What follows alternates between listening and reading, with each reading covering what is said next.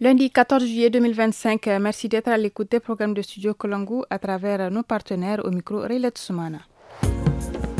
Au sommet de cette édition, le consortium des journalistes pour la paix et la sécurité dans l'espace AES a officiellement lancé ce matin ses activités.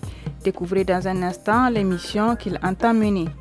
La première session ordinaire du Conseil consultatif de la refondation s'est achevée ce week-end à Niamey. À l'issue des travaux, le président du CCR est revenu sur plusieurs points, notamment la question sécuritaire.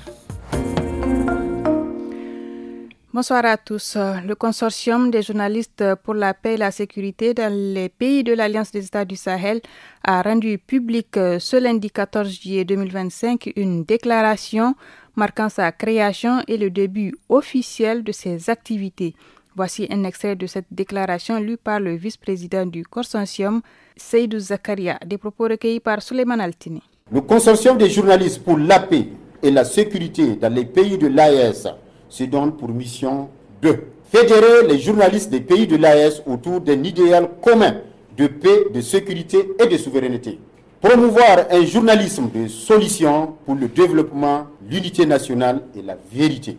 Créer un front médiatique capable de contrer la désinformation et de produire des narratifs authentiques. Établir des partenariats stratégiques avec les institutions de l'AES, les organes de défense et les acteurs de la société civile, contribuer activement à la réussite des transitions en cours en assurant une communication transparente et mobilisatrice. La première session ordinaire du Conseil consultatif de la refondation CCR s'est officiellement achevée ce samedi 12 juillet à l'hémicycle de l'ex-Assemblée nationale à Niamey. Et ce, après 2 semaines de travaux. Dans son discours de clôture, le président du CCR, Dr Mamadou Harouna Djingarey, a évoqué plusieurs points, notamment la question sécuritaire. Extrait recueilli par nos confrères de la RTN. Il ressort de cet exposé, fait par le Centre national d'études stratégiques et de sécurité CNES, que globalement, la situation sécuritaire est maîtrisée et la dynamique est positive malgré les menaces multiformes. Les efforts se poursuivront afin de garantir la sécurité de nos intérêts et sites stratégiques nationaux, ainsi que la sécurité de toutes les populations de l'espace AES et de leurs biens. Je voudrais aussi projeter déjà les préoccupations urgentes pour les futures sessions du CCR. Il s'agit notamment de la question de la sécurité nationale et de la cohésion sociale, de la justice sociale et des droits de l'homme, de la question du foncier qui défraie la chronique actuellement, du respect scrupuleux des textes législatifs garants de la bonne gouvernance. Une note nécrologique dans ce journal, l'ancien président de la République fédérale du Nigeria, Muhammadu Buhari, est décédé dans une clinique londonienne le dimanche 13 juillet à l'âge de 82 ans. Il a dirigé le pays durant 2 mandats de 2015 à 2023. À l'annonce de son décès, son successeur, le président Bola Ahmed Tinubu, ainsi que de nombreux dirigeants africains ont salué sa mémoire et rendu hommage à son parcours.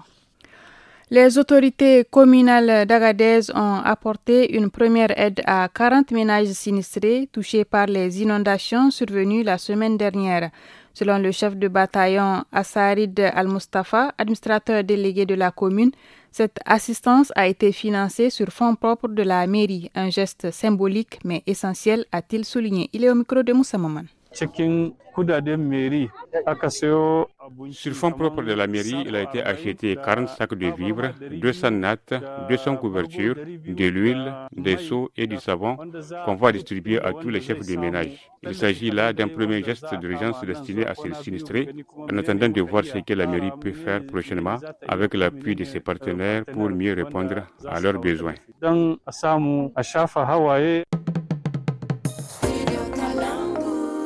Du sport pour finir, la 5e édition du tournoi de lutte traditionnelle Coupe RTL Cocoa s'est achevée à Agadez après 3 jours de compétition.